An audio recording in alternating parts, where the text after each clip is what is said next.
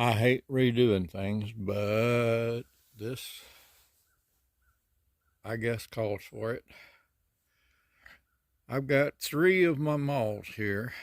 Uh, the one on the right is one I seldom use because it tends to stick a lot because of the more concave shape.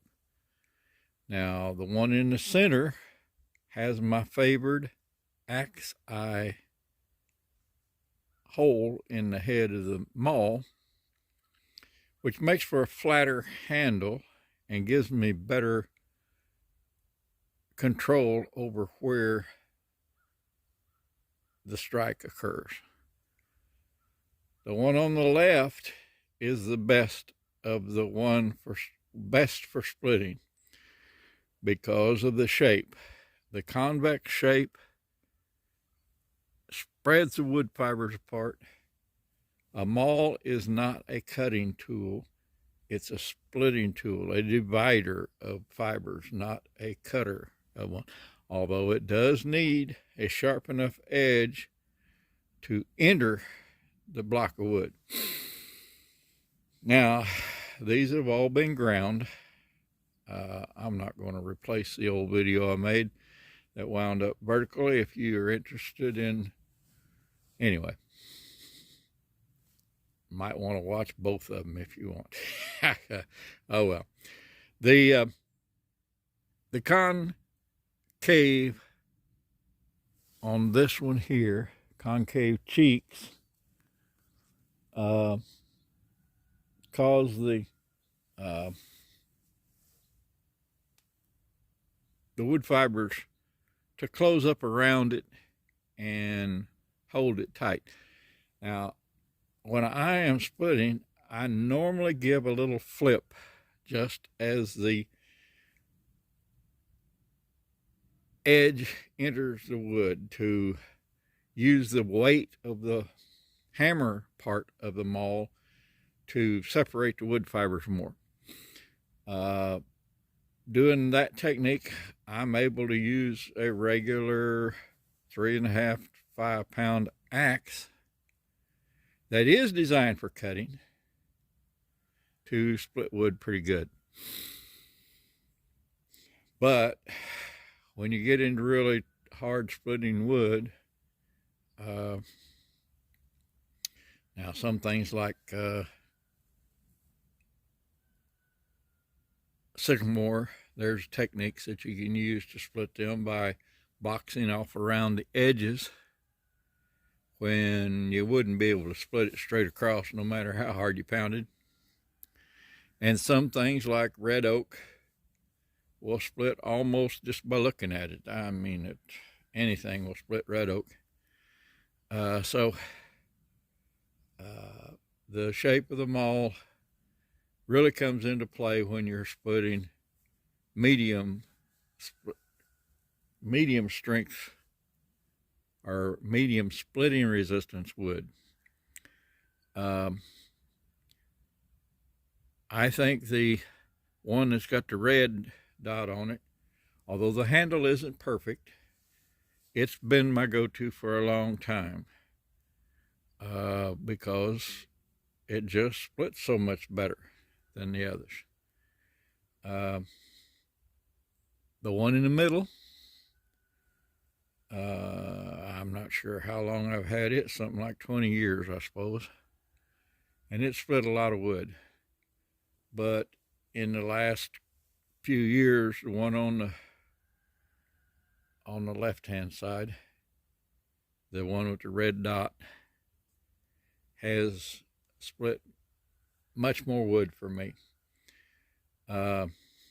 Actually, the best one that I have is a combination of the axe eye one in the middle and the red dot one as far as the shape of the head, shape of the cheeks. The rounded edge here is on this one is a little bit more than on the one that got accidentally loaned out. Normally, I don't loan tools that I like. First of all, if I loan tools I like, somebody else is going to like them and they're likely not to come back.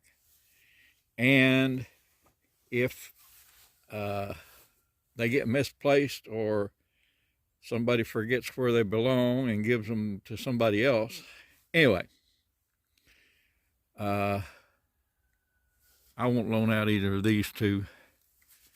And I don't usually want to put anybody to the problems of having to use that one, so it doesn't get loaned out. But anyway, the one that I really like that has an axe eye like this and swollen cheeks like this, convex cheeks, is not available for this video. Hopefully I'll get it back. I mean, you never know on things like that. But anyway, I just wanted to show what I consider to be the major differences in splitting mauls.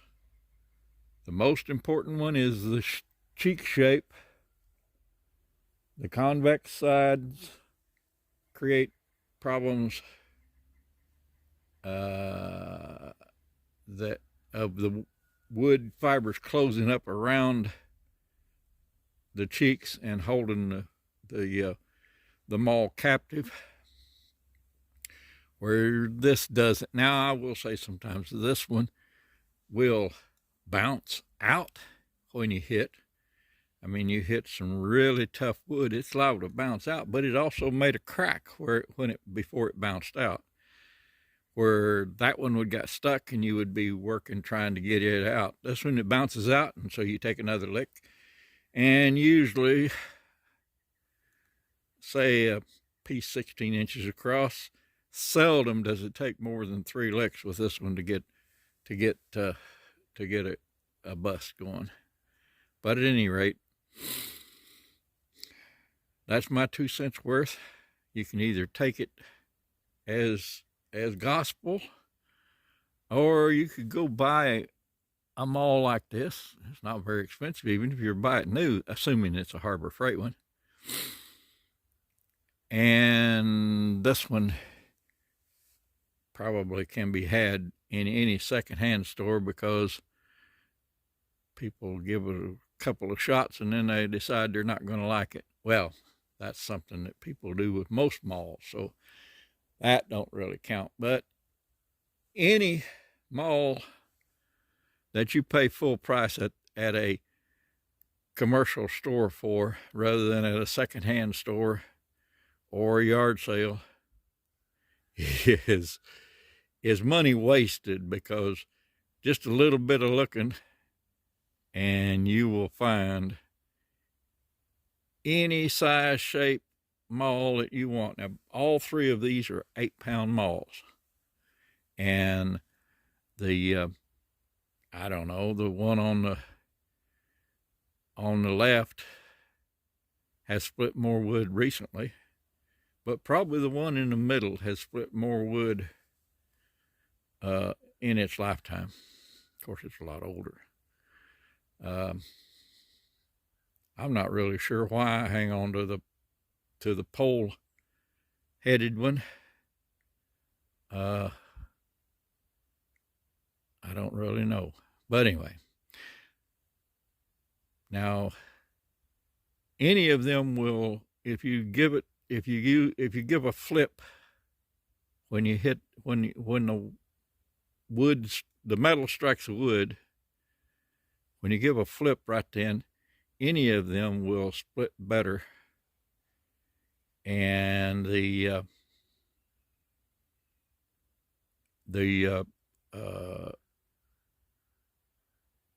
pole-eyed one, if you give it the flip at the right time, is much less likely to stick and will split much better. But anyway, of course, all of them will drive a wedge real good, so there's that.